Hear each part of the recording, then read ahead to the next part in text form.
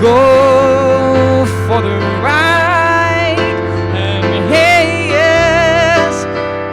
is the hitchhiker of fate.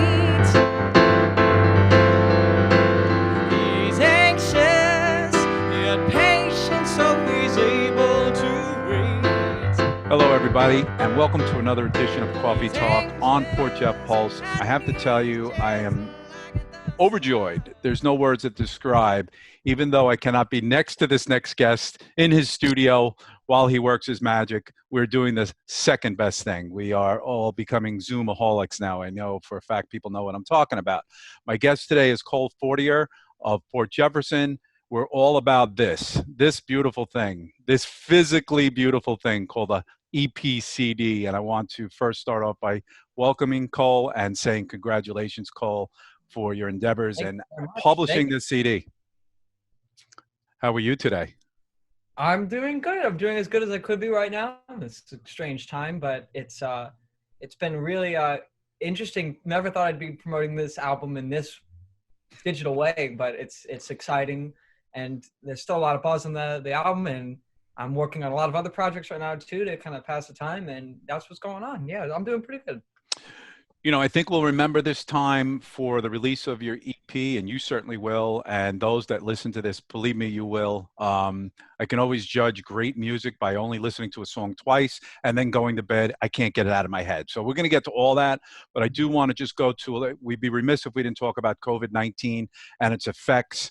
Obviously, my child was, taken out of Stony Brook. I know that you were, so to speak, evacuated from Potsdam. Can you just talk to me a little bit about the feelings you had with you and your friends and your classmates and whatnot? Absolutely devastating. It was, I think what was weird for me was, I was kind of really before spring break, because I had a week of spring break. And then during spring break is when we found out. So before that break, I was like thinking to myself, well, I'm just going to see everyone in a week. And to think what's so interesting about life is how, I think COVID-19 is teaching a lot of people a lesson that in a way, 1 week you might plan ahead your week, and then all of a sudden you cut yourself in the middle of it and you're like, what happened? Something completely different happened.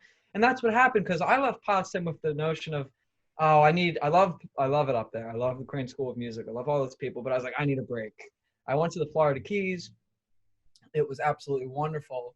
I went right before all this craziness started to happen, and the Florida Keys was not affected with any cases at the time. So I'm totally okay, and I'm quarantining now and taking measures like that. But it was so strange. It was so strange to not be on Long Island at that time, which Long Island is extremely affected. And to hear from all the people, all my friends down here, and then all my friends at school wondering if we're going to go back or not, and finding out not going back was devastating. Not only was it devastating, but it was devastating for a music school. I mean, I had a piece that was supposed to be premiered this week in concert, a classical piece. We were preparing for choral concerts. We were preparing a choral trip to go to Saratoga to perform.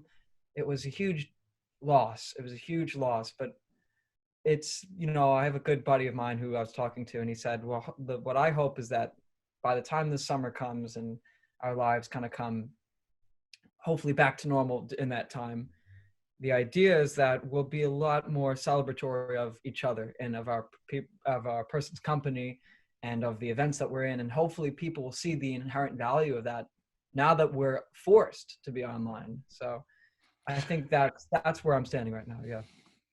Two interesting things. I think John Lennon said, I hope I have this right. John Lennon said, life is what happens to you when you're busy making plans. And that describes your first week there that you were speaking about. And one of the greatest writers of music ever, of course. And the other thing that's really interesting is, we've all said that computers and cell phones have taken us away from people, and people are lost in their screens. And now you almost think this is almost like biblical in nature, because even this interview and many of the people I spoke to in the last week has been through this. So I find myself actually interacting with human beings in a real way, like we're doing right now, through the computer. So I can't even imagine. The one thing that's going to come out of this, I think, is communication and education. I think the education system will be changed forever because of Yeah, this. So yeah, absolutely. thank you for your thoughts on that. Let's get into this EP, and it is an EP because it has 4 songs on it. Yep. And I'm so interested, and I hope you don't mind if I get deep with you on it because I think that's Please important. do. I want you to. I want Okay, you to. Yeah. okay. I wanna start with possibly just ask you of the 4 tunes, and we'll talk of each of the 4 tunes. I mean, how old are you?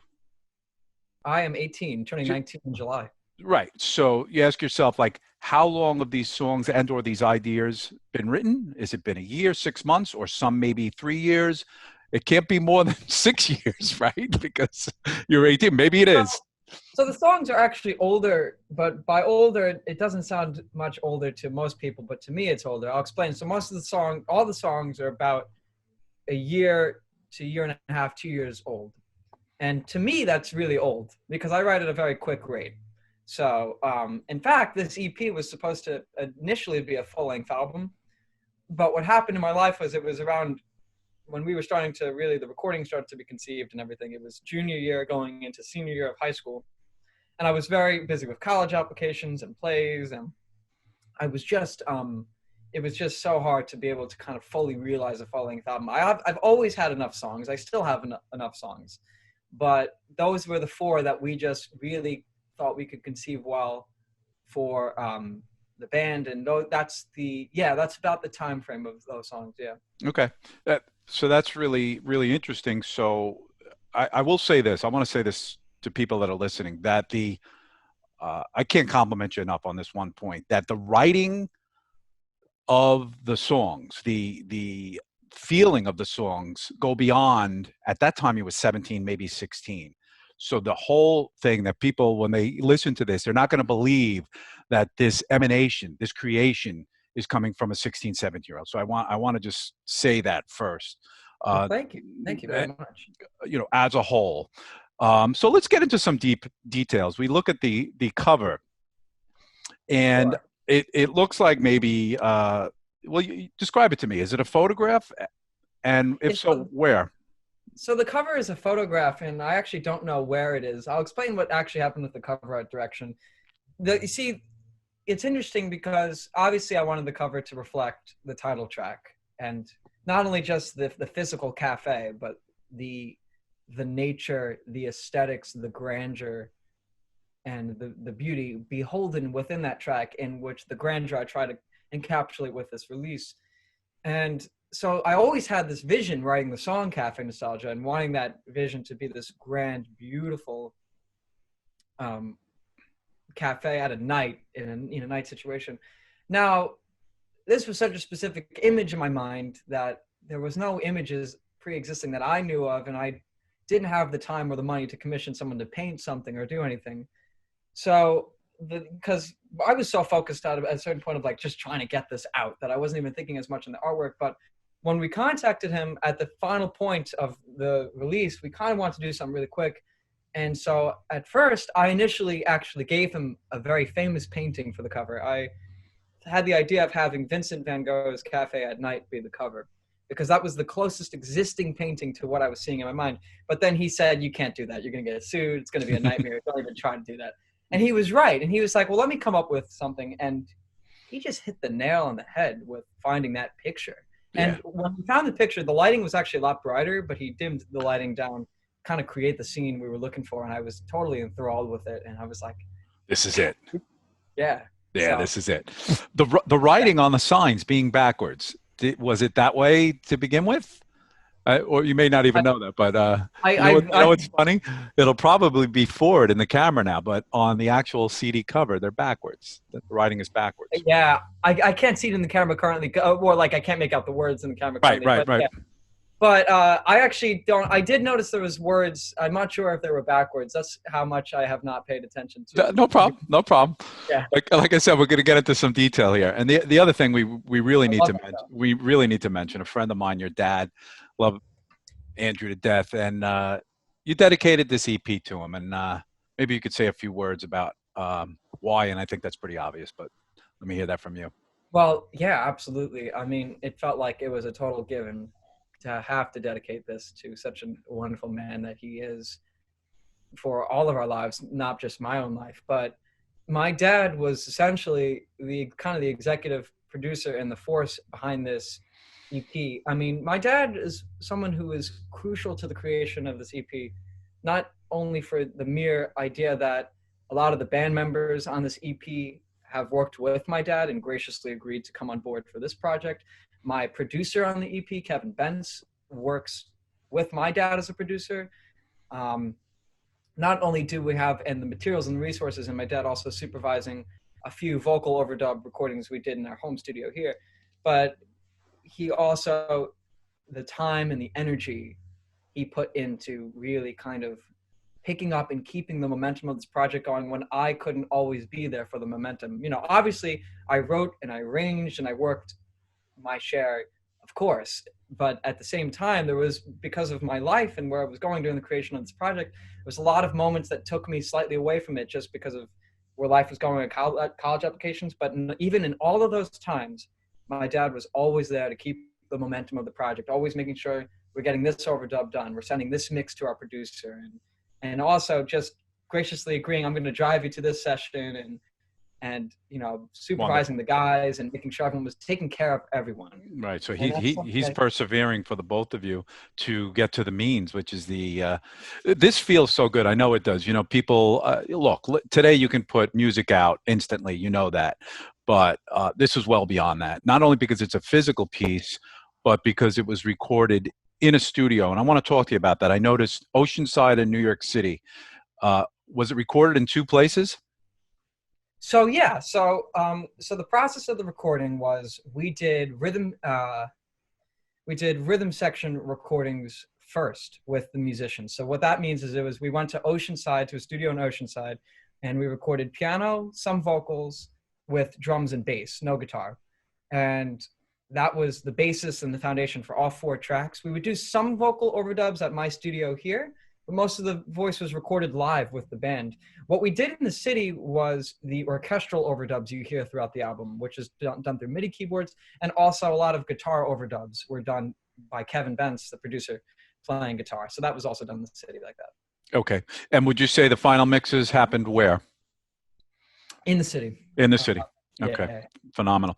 So when you write songs, whether they were last night, a year ago, or in the future, is your inspiration for writing songs always one way? Does it start with a lyric and then the music? Does it start by sitting down at the piano and getting a feeling based on the day or the week you're having? Or is it not just one way? It's definitely not just one way. I do have a consistent process. Like I think I have a most popular process of what I tend to do, but there's definitely, it was funny. I was actually just talking to my dad about this last night, and we're talking about the process of writing in general. What I tend to do is I tend to kind of write music first, and I'll have always lyrical concepts in my head. And sometimes, like 2 songs in this album, actually 3 songs in this album, I wrote the title first. And I just loved the concept of the title. And some of the songs, not as much of like right away, I had the title and sat down and wrote the music right away. But, you know, sometimes I'd be like, oh, wait, this is where I could marry the title with the song. So those 3 songs, T-Shirt and Ice Cream Town, The Hitchhiker of Fate, and Cafe Nostalgia, 3 titles that I always thought were cool atmospheres I wanted to explore. But nonetheless, with the exception of that, particularly for this record and for a lot of my songs, a lot of it will just kind of be musically first. And it's something that I want to change about my writing process. I'd like to write lyrics more upfront or simultaneously with the process. I'll explain why in a minute. Mm-hmm. But the idea of a lot of my songs is I kind of musically come up with the structure, but there's been many instances where it's been simultaneous, and those simultaneous instances tend to be a little bit more effective for me in my writing because it doesn't necessarily sound like the lyric has to abide by the musical structure of the song, or, you know, or vice versa. It's a much more organic process. I've been analyzing a lot of my lyric writing lately, and the lyrics I'm writing right now are far different than the Cafe Nostalgia lyrics, and I'm trying to kind of reinvent my style of writing in a way to kind of more cohesively integrate the two mediums. And so that's kind of my writing process, but it definitely varies in certain situations. And I'm sure you'll probably want to talk about that more as we get into specific songs, but it definitely could vary, and I could go into that. But Absolutely. All right. So why don't we do that? I want to get into the first song on the EP. Not necessarily the title track, but I'm going right in the back of the CD because that's the way I've been listening to it. 1, 2, 3, and 4. Hitchhiker of Fate. that's the way to do it. Yeah. So Hitchhiker of Fate, I mean, we talk about lyrics there, and you're actually, correct me if I'm wrong, you're taking the concept of love and bringing it into the picture of personifying it. And I don't want to try to decipher what you were doing there, but give me some of the inspiration and background on that song. So it's not as much about, it's not as much about love as it's literally about the character of the Hitchhiker of Fate. There is obviously a sense of love causing certain feelings within the song. Absolutely. You're totally right with that. It's so funny. I was talking to my girlfriend last night about my lyric writing. That's why it's so much on my mind. I've been getting a lot of like interview questions about lyrics and stuff lately, which is cool and refreshing. I don't usually get that as much for lyrics, but what's interesting is we were talking about Hitchhiker of Fate, and one of the things that one of the things I actually regret lyrically on this album a little bit is the first line is, "Oh, love, he is so clever," which has a double meaning in a way, which what you're looking at is if it's personifying love, as in like, love is so clever. And there is that is an appropriate meaning, but the more specific meaning is honestly, oh, love, it's just referring to a person. Gotcha. Yep. And so, because I didn't want to say, "Oh, babe, he is so clever," it just wouldn't work. Right. But and I regret that. I regret the what's unclear about that. But I don't think it distracts too much from it. And also, as the song goes on, you start to get this feeling of this character forming. And to speak to that character a little bit, I'll say, so the Hitchhiker of Fate, I always thought it was using the hitchhiker as a metaphor was something beautiful. And I've always wanted to do that, but I didn't know what to necessarily use that medium in, what medium I could use that metaphor in. And then eventually I came up with the Hitchhiker of Fate. And I started to think about what that really meant and how in life and how I thought that beautiful it was an image. Because there's, I guess, somewhat a semi-negative context of hitchhiking, but I think it's something beautiful, the idea of the release and the trust. I think there's something so incredible. That's something we don't get nowadays in a lot of aspects of life, but a lot of people in the past will have experiences of like, well, of course you could do this in the past. You hear this all the time. You hear the sense of, oh, well, back then I could do this, but you can't get away with that anymore, So I love exploring. Going back. Yeah. Going back. Yeah. Not only going back, but just I love exploring the sense of faith and trust. The idea of and the idea of the Hitchhiker of Fate is the Hitchhiker of Fate is not me. And that I'm trying to be the Hitchhiker of Fate in this narrator situation. This song is one of the few songs one of the very few songs in my catalog that isn't necessarily strictly first person point of view. It's very, it's me kind of outside describing the Hitchhiker of Fate and what that beautiful person is and how I aspire to be that. The first time that I really explicitly mention myself is at the very end of the chorus when I say, he says it, and I say, and he says it's no secret to find me as open, broken, fighting flow of time. When I say me in that song, and that's the idea, is that caps off and completely changes the section, and then that whole part is to kind of get the listener to click, oh, brilliant. It's like a sense of closure in that idea. The Hitchhiker Fit I actually dedicate to a friend of mine named Nick, because as I started writing it, I started to realize that he is really the Hitchhiker of Fate. So that's for Nick. Yeah. Very, very cool. Every song that on this EP you're playing piano on. Yeah. And I was remiss and I didn't ask you this before. What age did you start playing piano? I started playing, I think around 6, 7. I started getting lessons in 3rd grade. Okay. So 6, 7, 8 years old. And would you say, along with going back to the songwriting, that as you're thinking and writing, you're also always sitting at the piano to complete, obviously, right? Pretty much. Beautiful. Okay. And the other thing I want to ask you is your inspirations, your musical inspirations. Sure. Yeah. So we're going to go there in a second. Then we're going to listen to a little bit of Hitchhiker of Fate. Absolutely. Just name one or two inspirations. I mean, it's super, super, super hard because I could go off for 20 hours about that. That's why I said name one. Name Yeah, one. yeah, yeah, yeah, yeah, yeah.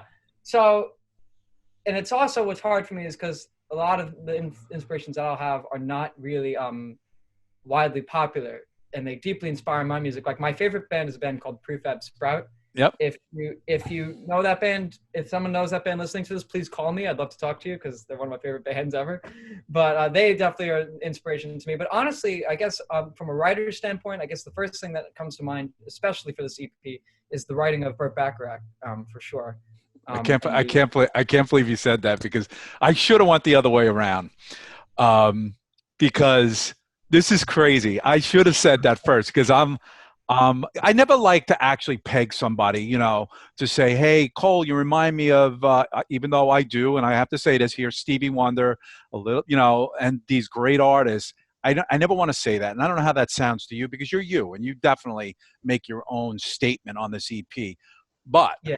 I should have said it first that Burt Bacharach, my favorite writer, is just absolutely stunning as a writer, and I'm so glad you're inspired by him. I'm so glad that you're so glad about that. That makes me very happy. You know what's funny? Just like people tend to, it doesn't bother me too much because even though it is uniquely individual, what makes it uniquely individual is that it is derivative of so many different musical cultures, and that it's not just I'm copying one artist. I mean, like there's nothing totally new under the sun. What's new about it is how we express these stories. Exactly right. Exactly. So there's only 13 notes. My grandfather always used to say there's 13 notes. And it's true. There's only 13 notes. How you express those is the difference. I think there's 13 with the sharps and flats. It's 12. It's 12. There we go. Well, let me count it because I might be dumb. Hold on a second. I think you might want to recount that. I mean, 13 if you count the octave, but it's the same note. Okay. It's the same note, though. So. Okay. I get what you're saying. It's totally okay. It's totally okay. I don't mean to correct. No, it's not even that. It's just that he always said it's how you express those 13 notes, which is endless. And that's what makes music so endless and so mystifying. Wow, I'm so excited that we can agree that Burt Bacharach was a great writer, and I think Dionne Warwick made a lot of his songs famous, and she was just a brilliant singer. So there you go. She's expressing his writing in different ways, beautiful ways. So it's fantastic. Let's take a listen to the song a little bit, okay? Let's do that. He is the hitchhiker of fate. He's anxious, yet patient, so he's able to wait.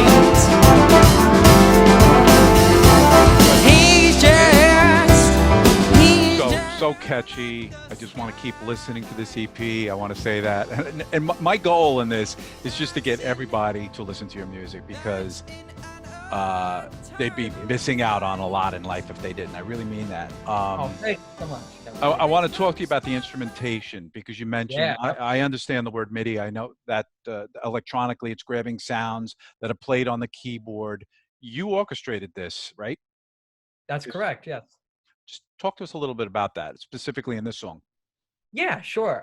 So like this song is no exception to the other songs in the album in the regard that when I write at the piano, I tend to hear the orchestrations simultaneously all through my head. There is some things that are subjective to change, whether Kevin Bentz might think he might want to slightly arrange things and I might have an idea later on, but mostly when I initially write the song, I pretty much have all the orchestral elements in my head.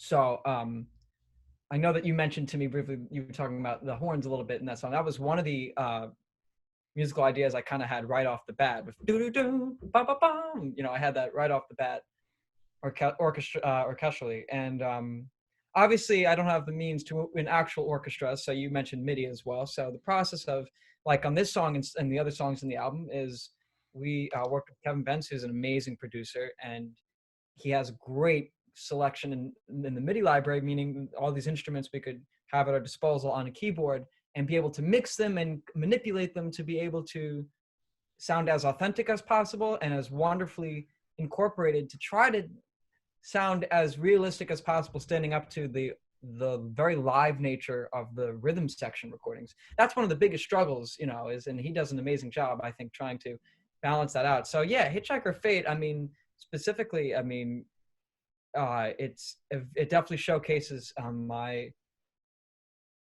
orchestral ambition. I mean, I'm a classical composer, and by no means, I'm a classical composer and a songwriter, and by no means this album is a classical album.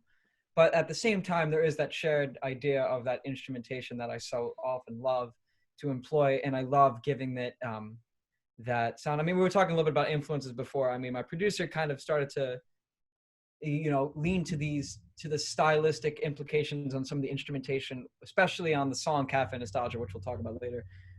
As he kind of go under this Philadelphia soul kind of Philly soul kind of mantra of like the Spinners stylistics, this idea of like this soul music, because the album is, you know, very soulful, and the idea of using instead of more keyboards to kind of accent that, and more of like, you know, later 70s, early 80s soul, which I also love, but more of an older direction with these grand orchestrations, and that also informs the instrumentation on Hitchhiker Fate as well.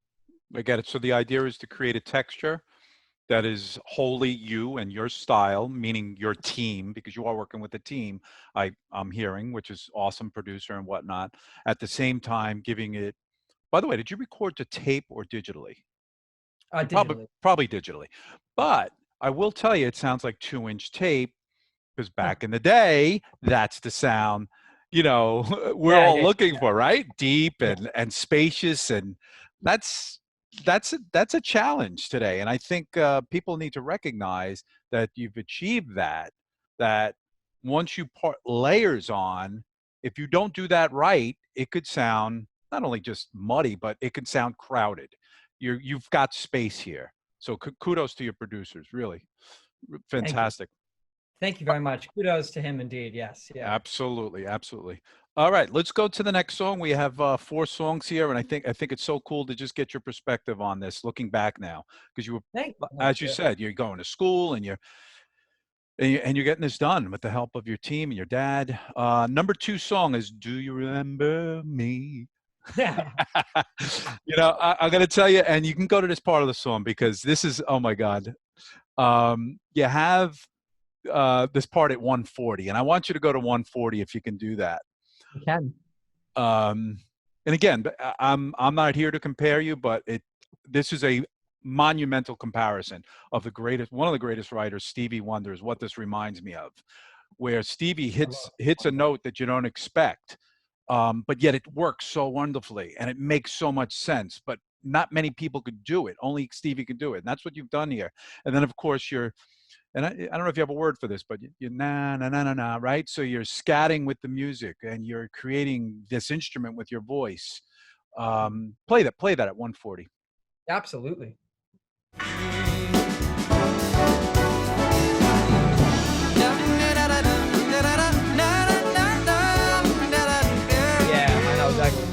How good is that? How good is that?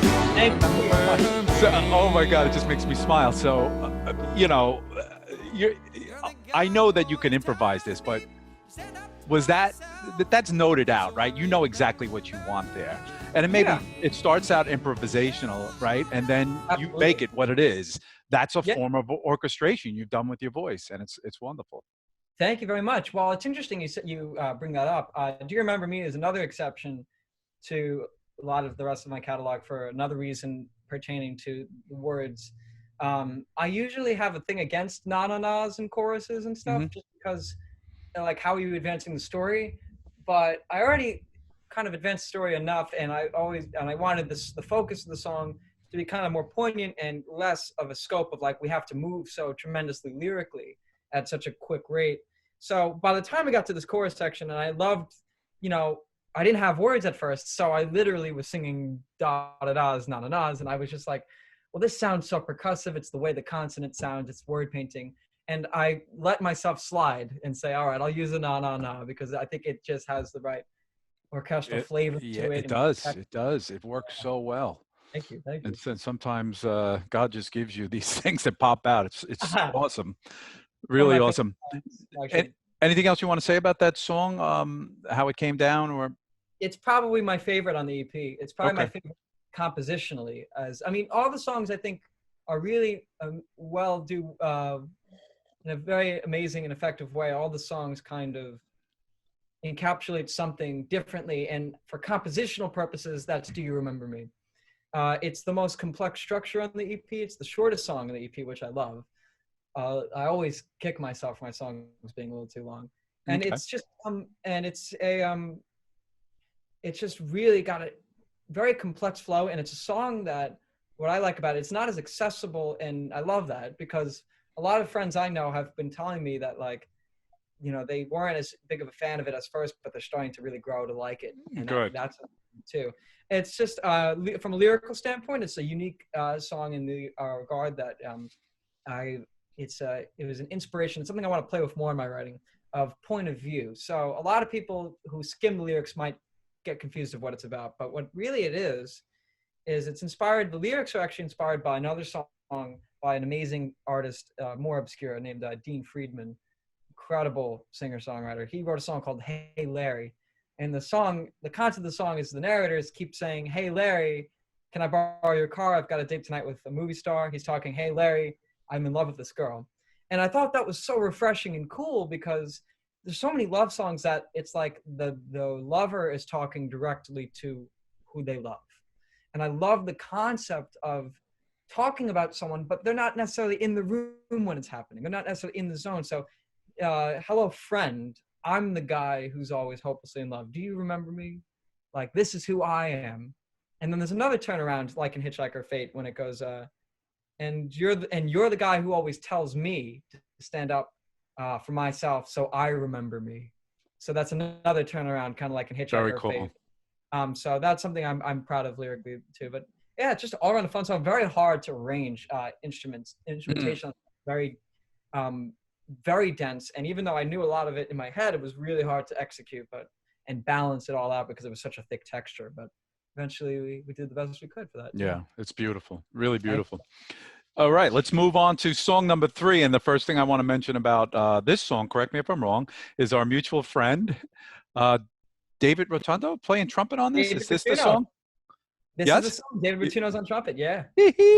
That is fantastic. Of Yeah. course, we did a little something, and thank you for making me part of the yearly Christmas. Oh, that was wonderful. Friends at Yeah, the that's Church. That right. was absolutely wonderful. So Yeah, and yeah, David yeah. was right by us, so that was really cool. Again, this is called T-Shirt and Ice Cream Town. Um, again, we haven't spoken prior to this, which is really cool about unraveling this real time. I tend to do my interviews that way. I don't want to speak to you ahead of time because let it unravel naturally. T-Shirt and Ice Cream Town, I think a Port Jeff Village, right? Possibly, or some type of town that people visit. But I want to tell you that I have, and I've given you this compliment before, again, an amazingly mature sound beyond your years. I think of Earth, Wind, and Fire here, that type of writing. So I'm just putting that out there. So tell me about this song, inspiration, title, and everything. Yeah, absolutely. So the title I kind of came up with as a joke to myself. I kind of knew the song was going to be semi-satirical. I don't think the song is necessarily the greatest satire in it. I'd be hard pressed to try to claim such a big thing for myself and for this song. But nonetheless, the song "T-Shirt and Ice Cream Town" is definitely a more of a. I don't necessarily write comedically, but it's more of like a fun, lighthearted look. And I came up with the title just out of nowhere, kind of because I was thinking about. It's not about a specific town. It could be about Port Jeff. It could not be about Port Jeff. It could be about any town. There's no specific town I have in mind. But what I do have in mind is the kind of place that is the kind of place that I've vacationed to a lot. You know, I've been fortunate to go on a lot of trips to towns that I love, but like I just noticed the same things about them. It's like they're so infected by tourists, and things are expensive, and everything is you get a clothing store, and then you get an ice cream store. And I just think that's hilarious. And there's you take what you will with that for good things and bad things, and so that's just kind of where it came from. And I just kind of started word painting some thoughts and a very different lyrical approach, a lot more simple, lighthearted approach. And the music, as far as the music goes, I actually wrote the music, even though I really think of the song as like a summer song. I wrote the music on New Year's Eve. It was I was at my family friend's house upstate New York, freezing cold out. And we brought a keyboard up for fun. And I just played the chord of the opening. And I was like, oh, this is kind of cool. And I started developing that. And I was like, I was like, once I started developing it more, I was like, I know that this is something that maybe people will get tired of hearing ba-da with all the silence in between. But I was like, well, what if I play with that? Because I like the concept of a song where it starts where people will be like, what's going on here? This is kind of interesting. This doesn't feel so right. And then all of a sudden, towards the end of the song, people are going, ba-da, like, I get it now. I get what he's like. Maybe like they don't say, oh, I get it because I love it, or more just like, I get it because now it's like starting to make sense, and the flavor is like, even though it's so weird, it subconsciously gets you to kind of understand the language of it more. And that a lot of those key decisions to kind of get there were with the help of a wonderful band playing with me. I mean, I've never played this song. This is the one song in the EP that I haven't played live yet. Wow. Yeah, because I've just never had a band to play it with. And I also want to have trumpets and stuff, and there's a lot of fun things going on here. So I just never played it live yet, but I really want to. This song is one of those songs that I feel like it'd be so awkward if I just played it on the piano alone. It's like the only song on the EP that I feel like I couldn't get away with playing alone on the piano. You could, but I get that. You'd want that band support. I'm going to go back to now just to the recording process on this one very important question. Yeah. When we talk about recording today, we both know that you can do a track, and put together a song. How much of what you did on this EP was live? In other words, when I say live, I mean bass player, drummer, you, and singing. A lot. I mean, I don't know if it's 50-50. That rationale probably changes in certain songs more than others, but it's pretty half and half live and not, because, we have live drums on the whole EP, live bass on the whole EP. Awesome. Guitar overdubs, but being played live, not on a MIDI keyboard. Vocals, of course, live. The vocals for every song, it's interesting you bring it up on this song, actually, because the vocals on every single song are done live while I'm playing piano with the bass and drums. But with this song, I recorded them separately because I just felt like the vocal was more demanding and I wanted to be more kind of in the zone with this vocal. It just wasn't working as much for like trying to cue musicians in the process. And I really wanted to get it right on this song and very distinct. So this one was actually vocally recorded separately. But again, live here in the studio at my house here was the vocal. So, and then, yeah, it's really there's a lot of orchestral MIDI overdubs that are not live. The one orchestral instrument that is live on the whole EP is the trumpet. Okay. Yep. Live. So very yeah. Cool. Let's why don't you go to the point of the song, your favorite part, or where David's playing. Just again, we're trying to give people a flavor of the songs. Yeah, I'll take it from around the outro. Perfect. In this t-shirt and ice cream.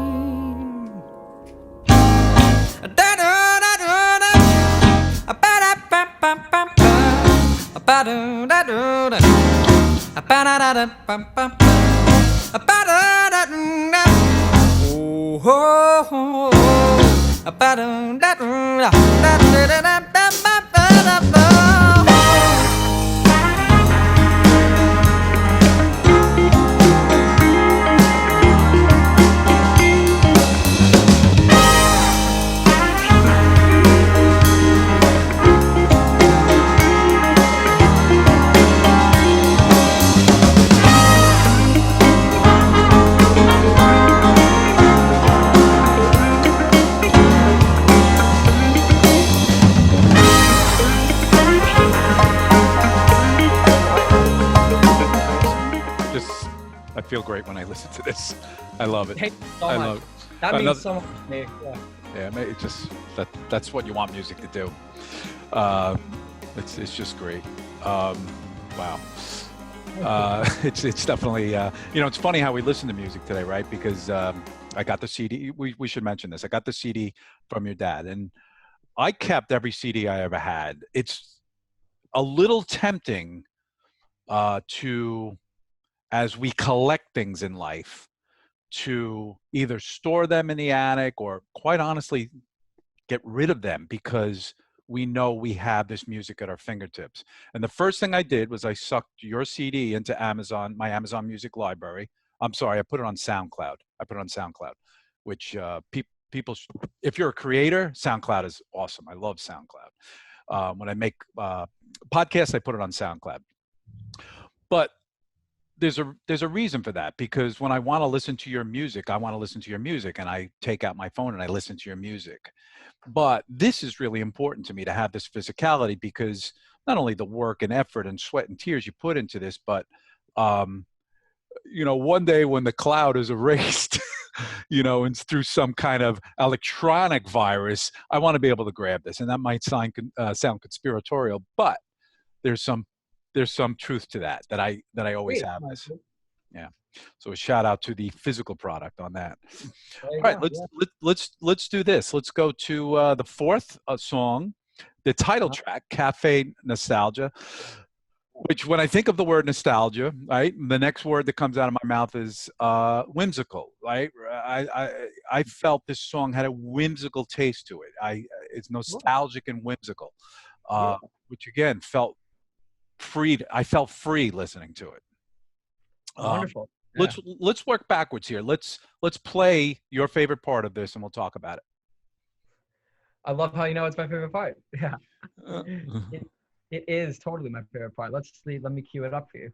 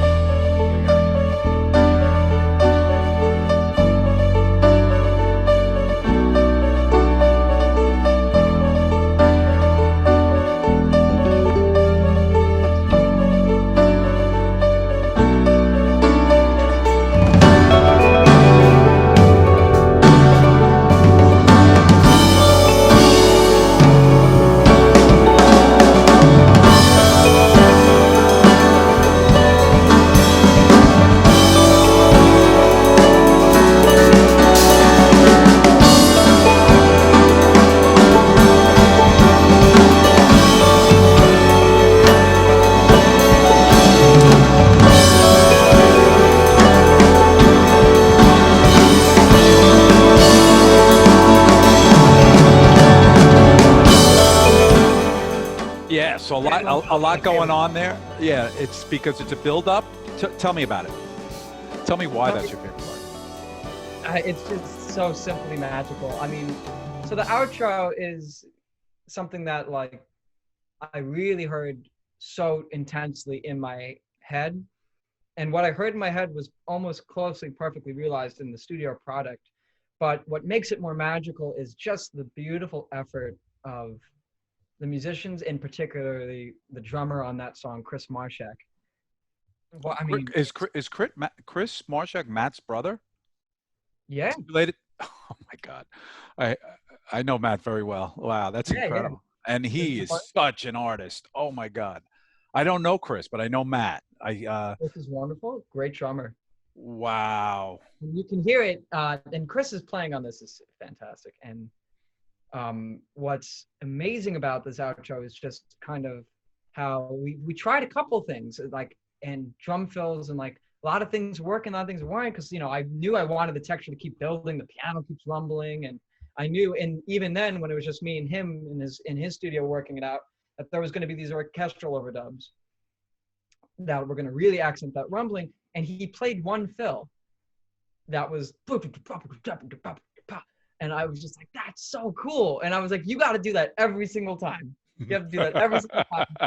It's just one of those little details. It's the smallest detail. I don't know if anyone else is noticing it besides me, but that's my favorite detail, that one drum fill. Yeah. The whole outro in general, don't get me wrong, the whole outro in general is my favorite part of the song. Cafe Nostalgia is I think it's the mystique of the outro compared to the very light, bubbly, more accessible nature of the prior part of the song in Cafe Nostalgia.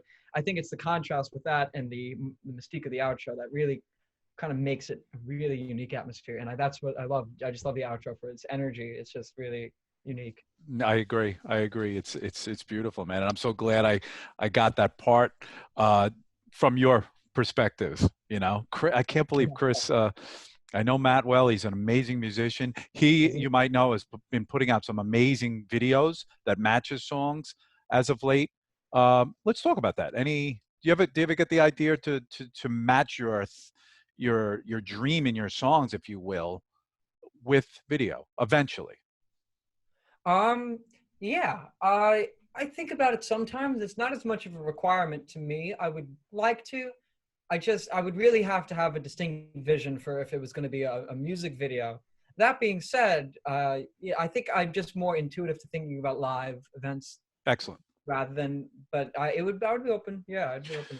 So I should mention we're planning another concert in the park at Port Jeff Village, and your dad will be responsible for making that stage even better. And God willing, this all passes, and we do a date, and we'll put you up there, and this will be just amazing to watch live. If you'll do it, I hope you will. I would love to. So great. Hell So now to the hard questions at the end here, and I've enjoyed everything we've talked about. And as a musician, right, you can even see people talking about this on social media, right? So they talk about you know, musicians are unique because they're artists, and artistry can be miraculously rewarding. And I don't mean financially, just miraculously rewarding. You've created this, that's rewarding, and you were able to put what's in here to this, and that in itself is rewarding. And you're going to school for music, correct? That's correct. Yes. So can you feel where you want to be with music as a career?